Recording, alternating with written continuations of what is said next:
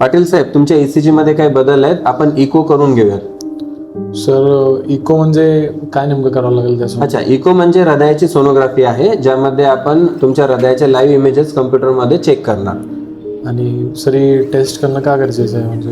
हां, तुमच्या ECG मध्ये काही बदल आहे, तुम्हाला दम लागतोय, तर ECG बघून असं वाटतंय की तुमच्या हृदयावर सूज आलेली असू शकते. जर आपण इको केला तर आपल्याला हृदयाबाबतीत त्याचा आकार, त्याची कार्यक्षमता, हृदयाची पंपिंग, हृदयाच्या वॉल्स कशा काम करतात याबद्दल संपूर्ण माहिती मिळणार.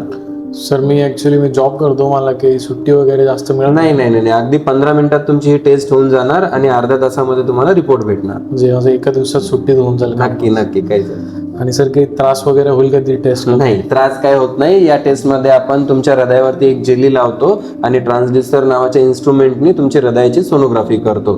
त्यामध्ये कुठलाही क्षकिरण, एक्सरेज वगैरे वापरल्या जात नाही, त्यामुळे त्यापासून तुम्हाला कुठलाही त्रास होणार नाही. चालेल सर, मग सांगा कधी करायचं, करून घेऊ सर. मग चालेल.